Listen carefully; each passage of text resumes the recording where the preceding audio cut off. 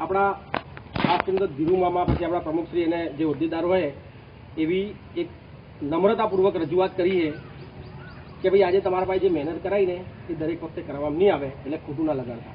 અને ખાસ કરીને તો આ આપણે જે કામ કર્યું ને આપણા સમાજ માટે જ કર્યું, આપણું જ કહેવાય. અને જુઓ આ કામ કોઈક મજૂરીને લાયા હોત ને તમારા બેટા આખો દાડી મજૂરી લેતા 500 થી 700 રૂપિયા 1000 રૂપિયા તમે લોકોએ શરૂઆત કરી નાખી. તમે તો આજે હવે ભેગા થઈને સમાજની સેવા કરવાની શરૂઆત કરો કે સૌથી મોટું કામ કરીએ. એટલે દરેક વખતે તમારા પાસે આવી સાફ સફાઈ નહીં કરવામાં આવે, કરાવવી પડે તો ખોટું પત લગાડવું. એક તમને દાખલો આલું, એક મોટો હવન યુધિષ્ઠિરે કર્યો હતો. કૃષ્ણ ભગવાન એટલે તો ભગવાન કહેવાય ને. એમણે બધા ભેગા થઈને પાંડવો ને બધા મતલબ એમના જે મેઇન વડીલો હતા બધા ભેગા થઈને ગયા કે સાહેબ નહીં કે ભગવાન અમે આ રીતનો મોટો યજ્ઞ કરીએ છીએ અને તમારે એનું બધું જ મેનેજમેન્ટ કરવાનું છે. બોલો તમે જે કોઈ જવાબદારી તમારે લેવાની, તમારે જે કામ કરવું તમે તમારે નક્કી કરો. તો ભગવાને શું નક્કી કર્યું, તમે શું કામ લીધું?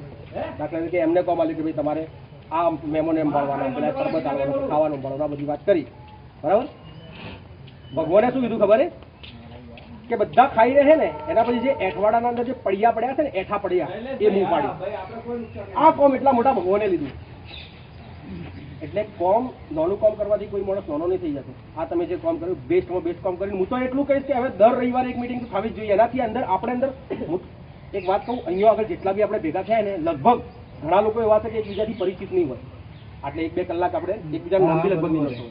તો હું તો એટલા સુધી કહીશ કે કોન્સ્ટન્ટ દર રવિવારે આપણે એક ફિક્સ ટાઈમ કરી દો કે એ જગ્યાએ કોઈ બી આપણે ઘણી બધી જગ્યાએ ઠાકોર સમાજની વાડી આ હે અલગ અલગ જગ્યા કે એક જ જગ્યાએ આપણે ફિક્સ રાખો કે આ જગ્યાએ આપણે ભેગા થઈ અને મિટિંગ રાખીને એકબીજાના વિચારોની આપ-લે કરવી, સાથે સાથે પોતાની કોઈ સમસ્યા હોય તો એને બી દૂર કરવા માટે અંદર રજૂઆત કરવી. બોલતા શીખો, દરેકે દરેક બોલતા શીખો.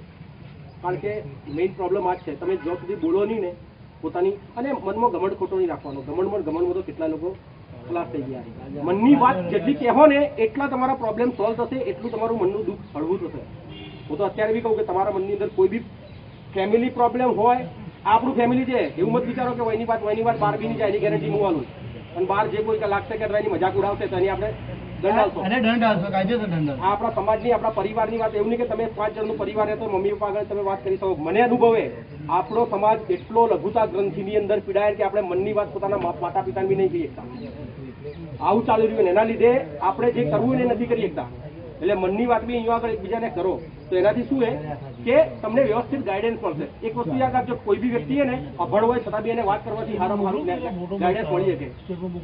આજ મને કોઈ તકલીફ હોય, જો આજથી 20 વર્ષ પહેલા 1995 ની અંદર મેં કોલેજ એટેન્ડ કરી હતી, જોઈન કરી હતી, તો મને કોઈ પ્રોપર માર્ગદર્શન આપવા વાળું નતું. એના લીધે આજ હું જે લેવલે હોવું જોઈએ એ લેવલે નહીં. અત્યારથી મારા બેટા હતા, એ લોકોને પૂછીએ તો ઓલરેડી વાત જ ના કરે કે ભાઈ પછી આવજો. ધંધા માટે લોનની જરૂર હતી, એના માટે પ્રોપર ગાઈડન્સ આપવા વાળા હતા. જો 1995 તો આપણે તો મોબાઈલ બી લગભગ હોય આગળ તો અમુક લોકોનો જન્મ બી નહીં થયો હોય. અમુક લોકો 20 વર્ષના હતા લોકોનો જન્મ. ત્યારે મેં કોલેજ કરી હતી, એ વખતેની વાત કરું, મને પ્રોપર ધંધો શું કરવો એનું ગાઈડન્સ આપવા વાળા નતા. જો આલ્યું હોત તો હું કહેવું હોત. અને મારા મમ્મી પપ્પા બી એટલા બધા એજ્યુકેટેડ હતા, મજૂરી કરીને મને ભણાવીને મોટો કર્યો. બરાબર.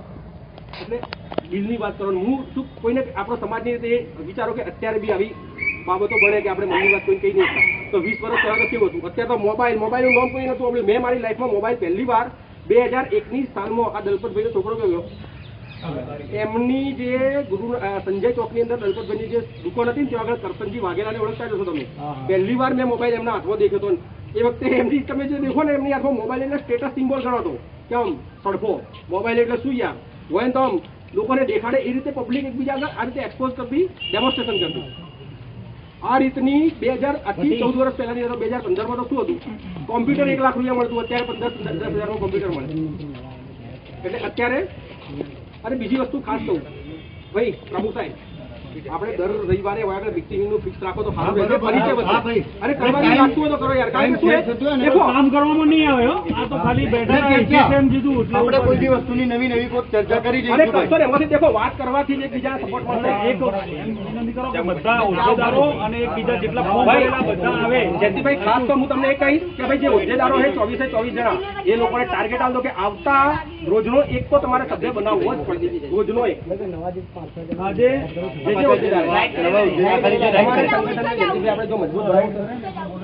નવા હોદ્દેદારો આજના